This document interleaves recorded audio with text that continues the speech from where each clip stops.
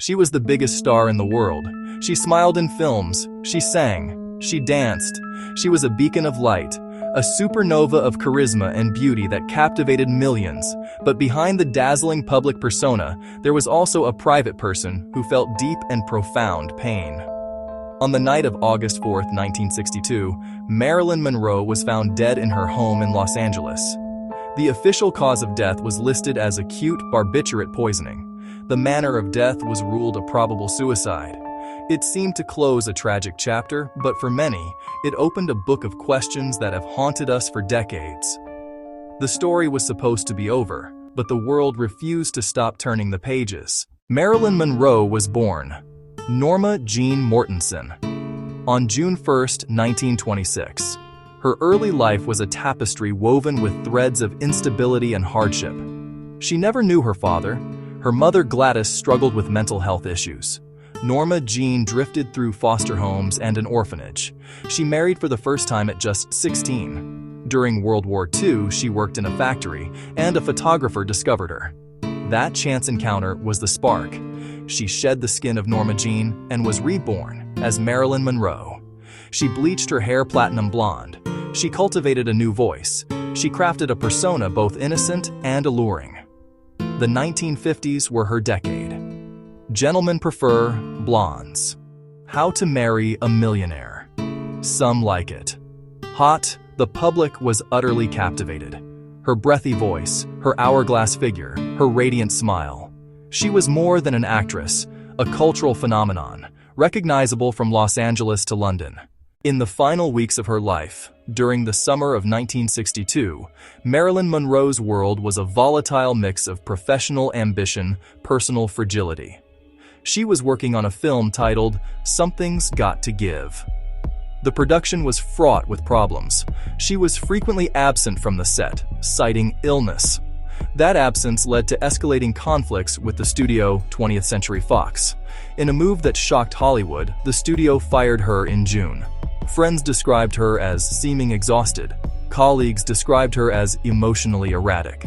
She was battling chronic health troubles, sinusitis, endometriosis, including her psychiatrist, Dr. Ralph Greenson.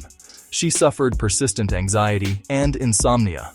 To manage her conditions, she was prescribed a dangerous cocktail of pills, barbiturates to sleep, amphetamines to keep her awake and energized. Despite professional setbacks, she was making plans for the future. She had just purchased her first home in Brentwood. She was giving interviews, posing for legendary photo shoots, and negotiating her return to Something's Got to Give. Complicated relationships and global fame weighed on her constantly. She poured her feelings into letters, revealing deep sadness and a plea for help. The night of August 4, 1962, began with a quiet stillness that belied the tragedy to come. According to witness statements, Marilyn had spent part of the day on the phone with friends. As evening fell, she retreated into her bedroom in her Brentwood home. In the very early hours of August 5th, her housekeeper, Eunice Murray, noticed a light on under Marilyn's door. When she received no response after calling out and knocking, she grew increasingly worried. She called Marilyn's psychiatrist, Dr. Ralph Greenson, who arrived at the house shortly thereafter. Unable to open the locked bedroom door, Dr. Greenson looked through a window and saw Marilyn lying motionless. He broke the window to gain entry. Inside the room, the scene was stark and somber. Marilyn Monroe was found lying face down on her bed, unclothed, with a telephone receiver clutched in her hand. On her bedside table were numerous empty bottles of prescription pills. Dr. Greenson and Dr. Hyman Engelberg checked for any signs of life. There were none. Nothing could be done.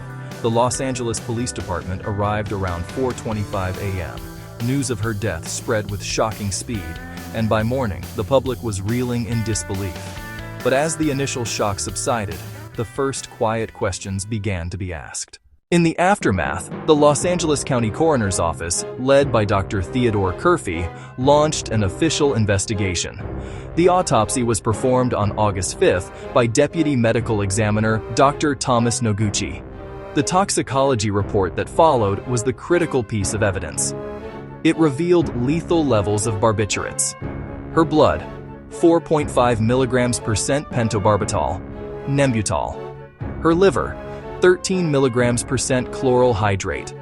Many times, the therapeutic dose, acute barbiturate poisoning. The how was established with scientific certainty. The why, the manner of death, was harder.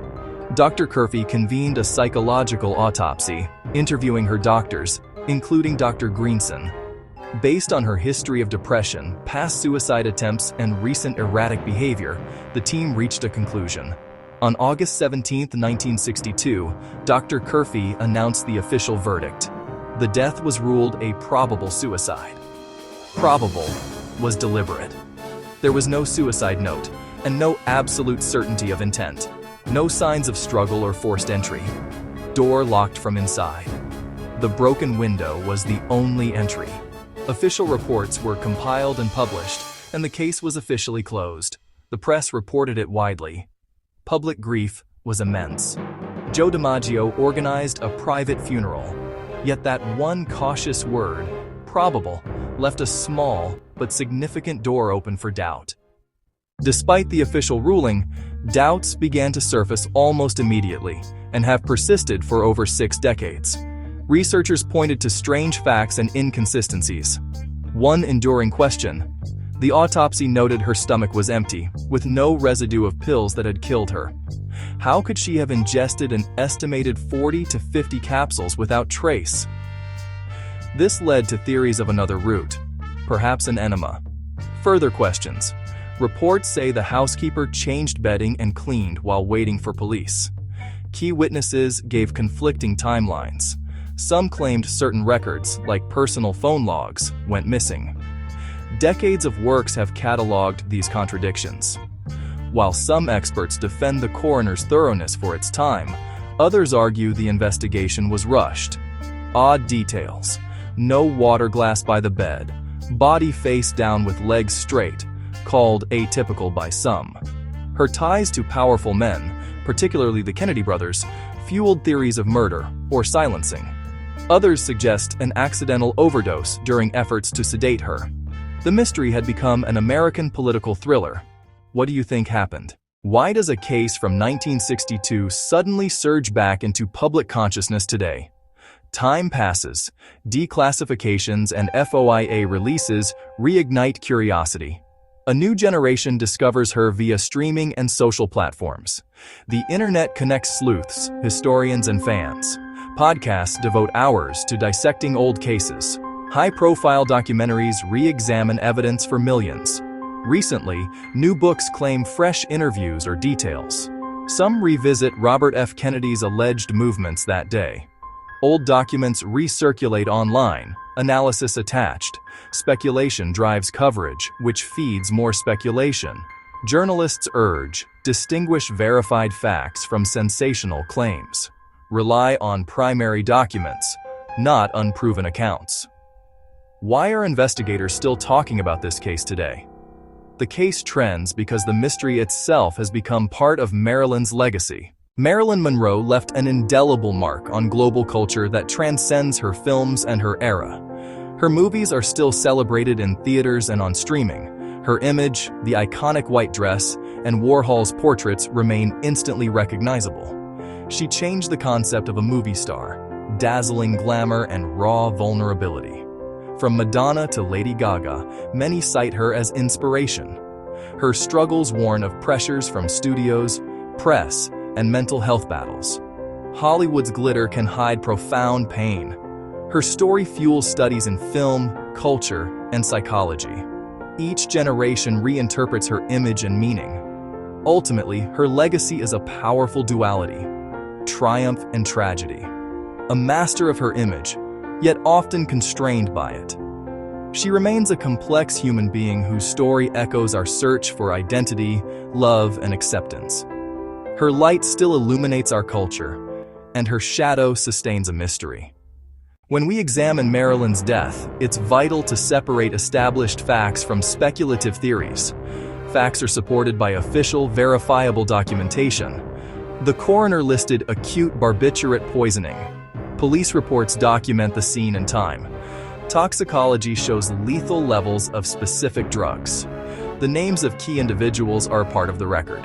Theories explain gaps: political murder, medical miscommunication, enema mishap. Many claims remain unproven, some debunked. True investigators prioritize primary sources and sworn statements. They compare accounts and consult forensic experts. Credible work cites sources so others can verify. Remember, Marilyn was a real person. Respect matters. State facts clearly, and acknowledge what we do not know. Labeling theories as theories is intellectual honesty and respect. More than 6 decades later, Marilyn Monroe remains a global icon. Her films, her style, her image are woven into our culture. The official record concludes, a probable suicide from a massive barbiturate overdose, supported by toxicology and contemporaneous reports. Yet for many, the story has never felt complete. Gaps, conflicting accounts, lingering forensic questions. These gaps became a canvas for theories. History lives in archives. Memory lives in public imagination. Fame, power, privacy, all can blur truth. So, was the full truth ever truly uncovered? Official papers give a conclusion, not complete closure. Until irrefutable evidence emerges, a lost document, a verifiable confession, a scientific breakthrough, the case will sit between established fact and enduring mystery. More than 6 decades later, Marilyn Monroe remains one of the most famous women in history. Was the full truth ever discovered? The mystery remains.